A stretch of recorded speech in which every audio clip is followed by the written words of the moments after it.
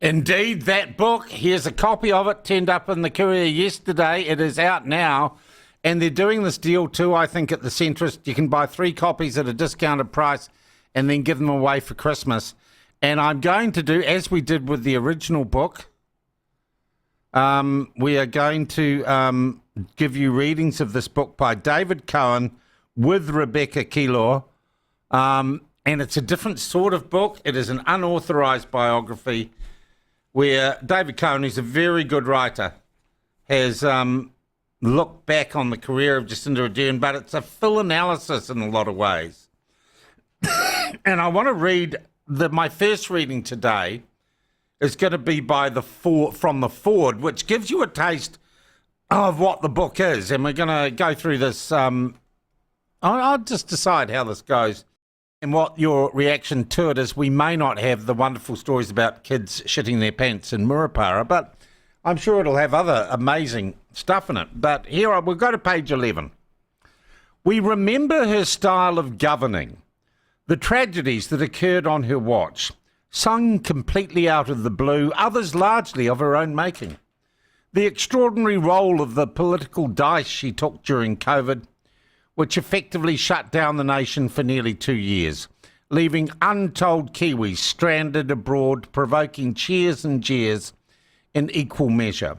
The lockdowns, the protest in 2022 at Parliament over the vaccine mandates that she and her officials promised were necessary if COVID was to be and become an affliction of the unvaccinated alone. The long-suffering team of 5 million, all with the hashtaggery of be kind. And then she was gone, vanishing from the scene like an elegant ghost at cockcrow, melting back into the university culture that had been her early background. But this time it would be in fated positions at some of the world's most prestigious institutions of higher learning, Harvard and more recently Oxford. Jacinda Ardern came and went like no national leader before. But across the years, perceptions of her have been refashioned. In places, the superstar glitter has dulled. Obviously, a legion of true believers remains, several of whom have crushed out works, books, documentaries, even theatrical productions and poems about Ardern's years of national leadership. The uncritical nature of most of these works is almost as striking as how those who produce them almost exactly mirror their subject in sex, age, political leanings and beliefs. But these people are probably a diminishing band. The popular political culture is changing, alerting perceptions, toppling old statues and deflating old reputations. It's natural enough that somebody who illuminated one era might be viewed differently in another. Far from settling these issues, the appearance of Ardern's own jazzy memoir, A Different Kind of Power, in 2025, doesn't ultimately help to unriddle her political legacy, or even the precise nature of her future ambitions. Though it may dangle a hint or two of what her future intentions could be, not least a possible tilt at the leading role in the United Nations. On the night we first met, I remember talking about the challenges of trying to tell the story about somebody's life.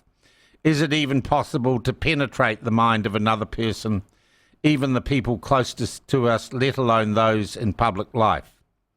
And what of Jacinda's early spellbound followers? What's running through their minds now the mists have lifted somewhat? What, for that matter, has become of mine? On the night I first met her, I was left a little nonplussed. That's your natural state of being with everyone, David. 9 years later, along with much of the country, I cast a confident vote for her during the early months of the pandemic. Then I found myself with a galloping case of buyer's remorse, and not too soon afterwards. What indeed?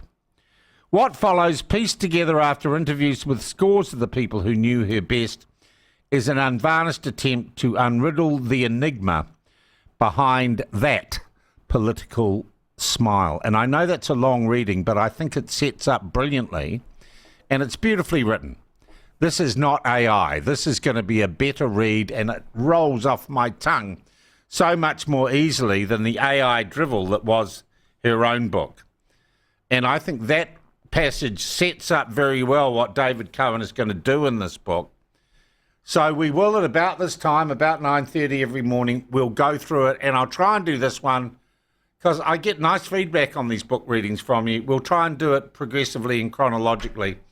If you want to stay with me and read with me, the best thing you could possibly do is go onto the Centrist website, and they are for sale there. It's $39 for one copy. I think it's $33 or thereabout for three. I'm looking forward to sharing this journey with you, and already I can tell the way it's written. He is a wordsmith, David Cohen.